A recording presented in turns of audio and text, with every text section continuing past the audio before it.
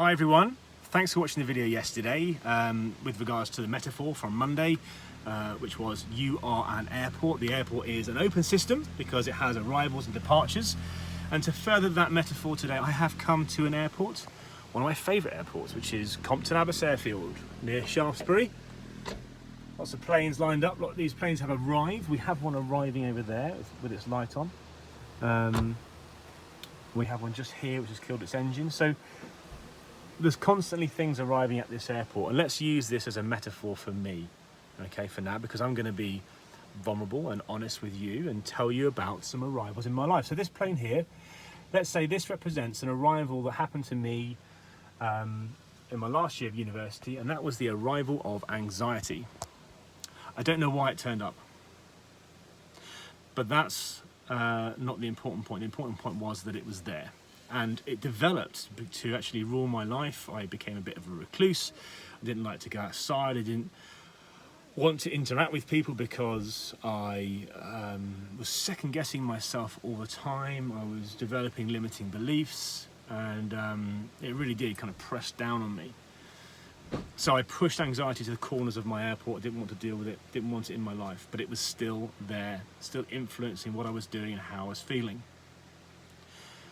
I'm proud that I tried to reach out and talk to a counsellor. I did for one session, but the counsellors at the university were really time poor. They had loads of people who really needed their help and people that were higher up on the list of needs than I was. How did I cope? Well, over time, I just managed to go and do things despite my anxiety. And the real moment of progress was when I became a coach. Then things started to slot together. When I had coaching and I talked about my anxiety, that's when I learned to not be afraid of it, but to understand it and process it. So rather than steer clear of it, I brought it out from the corners of my airport, had a good old look at it, realized what it was and what it was not, and then parts of that started to exit. So I had more capacity. And this is the thing about men.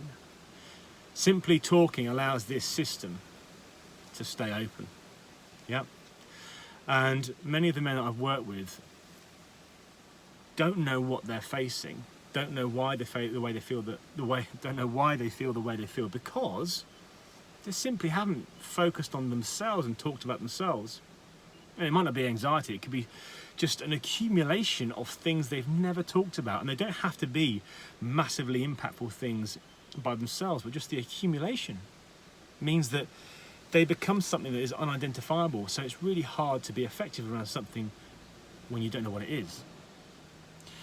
So by talking and letting a few things go, we start to create space. The airport starts to work better. The departures start to happen, meaning we have capacity for more arrivals, rather than feeling that, it's suffocating us and coming up above us.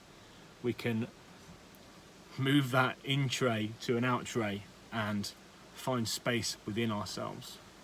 And when we do, then we can think in an aspirational way. So one of the first things I do with my clients is to start to help that system be open. And then we can think about, right, what do you want in life? Maybe they don't know, so we'll discover what that is, and then we'll look at how they can go and get that. This brings me on to talk about two courses that I have running to help men.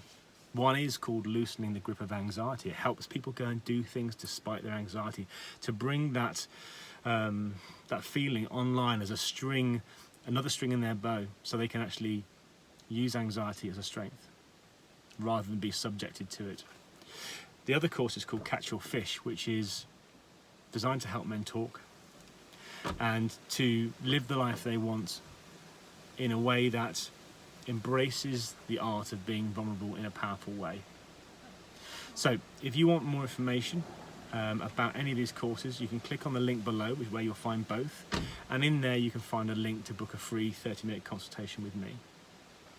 Because I know that men are brilliant at talking once they start. The hardest bit is deciding to start. And I'm a living example of the success you can have when you do start talking. And visit my site, go and read the testimonials as well. There's plenty of men on there who've been vulnerable and have reaped the rewards. So, you're not alone. Come and work with me. Let's work as a team, and let's help you feel how you want to feel. Take care.